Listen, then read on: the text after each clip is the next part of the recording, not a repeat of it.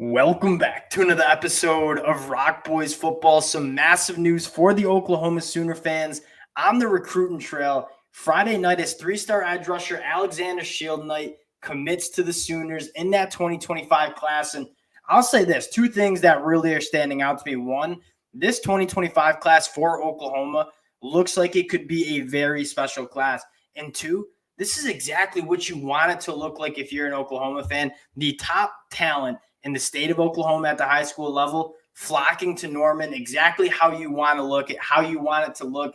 Going to get into Alexander Shieldnight and also talk about a massive recruiting weekend for the Oklahoma Sooners coming up this Saturday against West Virginia. Before we get into it again, just want to say thank you to you guys and a special shout out to the Oklahoma fans. We've talked a ton of Oklahoma football on the recruiting trail, on the field, through the highs and the lows. You guys always rocking with the boys. Can't thank you guys enough. If you do enjoy the content, consider subscribing to the channel. And without further ado, let's get into Alexander Shieldnight. And the first two things sticking out here, one, Brent Venables continuing to hammer that defensive line. You look at the top targets in the 2024 class, it was along the trenches. The top targets in the transfer portal cycle, it was along the defensive line as well. I think part of the massive improvement you've seen from Oklahoma on defense this year is the added talent, but more importantly, depth on the defensive line. You take a look at the blueprints of other top defenses across the country, the Georgia Bulldogs probably being the best example.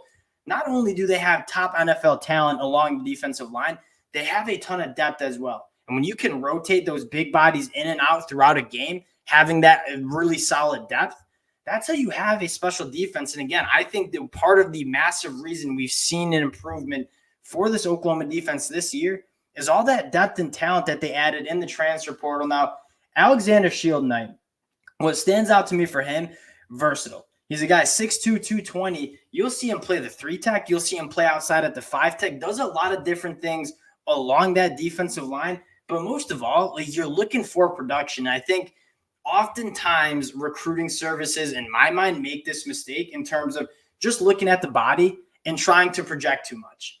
And just sometimes you got to look at the film, watch this guy play some football and say, yeah, he can play on the gridiron.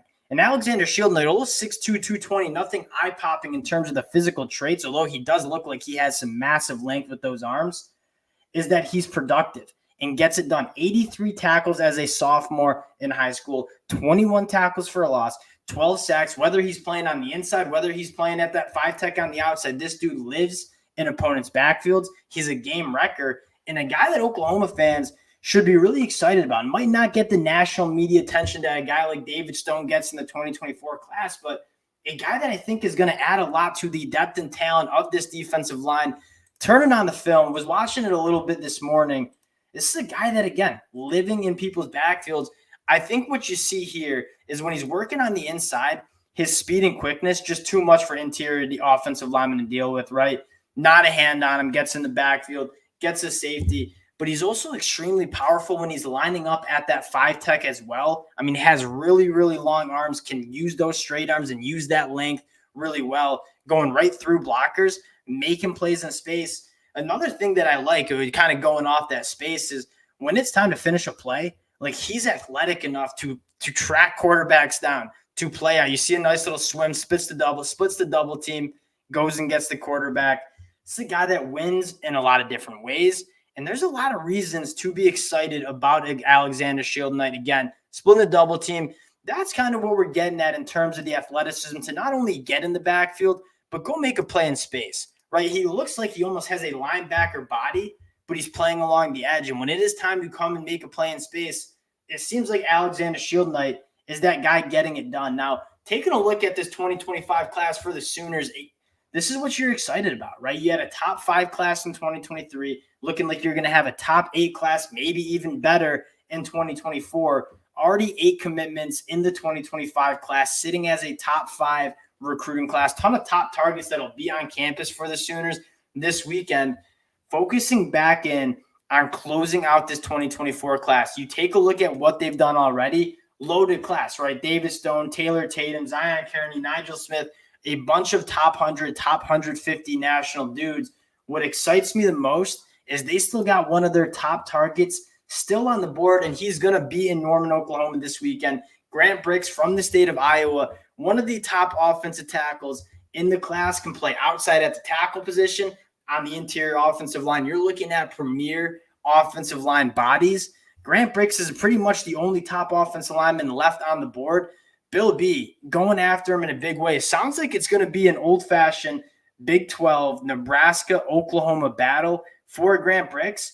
And it sounds like Oklahoma might be getting the last visit, which means a lot. Another top target in the 2025 class, we're talking about how special it is, Nate Roberts, four-star tight end, top 100 national dude, committed to Notre Dame, decommits from Notre Dame. Sounds like Oklahoma is the leader in the clubhouse, and this is a position that I think would really unlock this Oklahoma offense. I've been a little critical of Austin Stogner, the playmaking ability that you get from the tight end spot.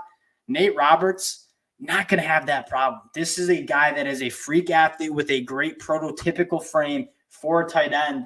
For Oklahoma, like, I get it, it's been a rough last couple weeks on the football field, but you got to trust what Brent Venables is building in Norman. Really excited about this one. Again, appreciate you guys tuning in Friday night.